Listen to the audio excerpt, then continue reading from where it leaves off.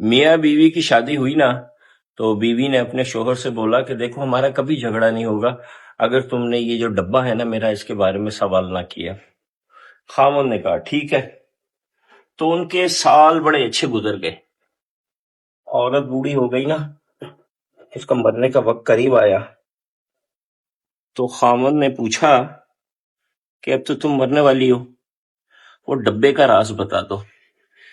تو بیوی نے کہا اچھا ڈبہ لے کے آؤ۔ میاں بھاگتا بھاگتا گیا، ڈبہ لے آیا، بیوی بستر پہ لیٹی ہوئی۔ بیوی نے کہا اس کو کھولو۔ بیوی نے وہ کھولا نا، تو خامد یہ دیکھ کے حیران رہ گیا کہ اس کے اندر 2 اون کی بنی ہوئی ڈالز تھیں اور کافی سارے پیسے تھے۔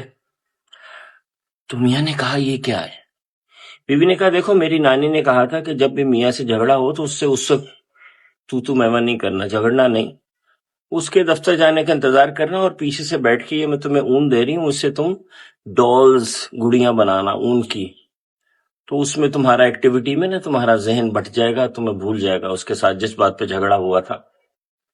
تو پھر میں نے ایسے ہی کیا ہے، تو تم سے نہیں جھگڑا، تمہارے جانے کے بعد ڈالز بنائی ہیں۔ حامد بڑا خوش ہوا، اس نے کہا کہ صرف 2 دفعہ ہمارا جھگڑا ہوا؟ واہ زبردست، یعنی میں نے تمہیں صرف 2 دفعہ ایسا تنگ کیا کہ تمہیں 2 دفعہ ڈال بنانی پڑی؟ ویری نائس، بیوی مسکرائی۔ ہاں، اور اس نے کہا کہ یہ پیسے کس چیز کے ہیں؟ تو بیوی نے کہا وہ اصل میں ڈالز بہت زیادہ ہو گئی تھی تو میں نے بیچنا شروع کر دی تھی، تو یہ اس سے ہیں۔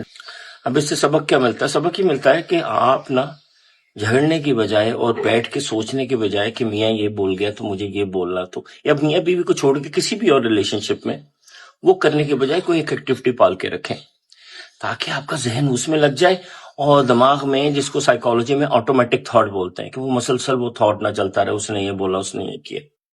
یہ جو آپ دیکھ رہے ہیں نا، یہ میری بیوی کی ڈالز ہیں۔ میری بیوی ان میں اپنا مائنڈ لگاتی ہیں، اور یہ سارے پودے آپ دیکھ رہے ہیں یہ انہوں نے اسی طرح جمع کیے ہیں۔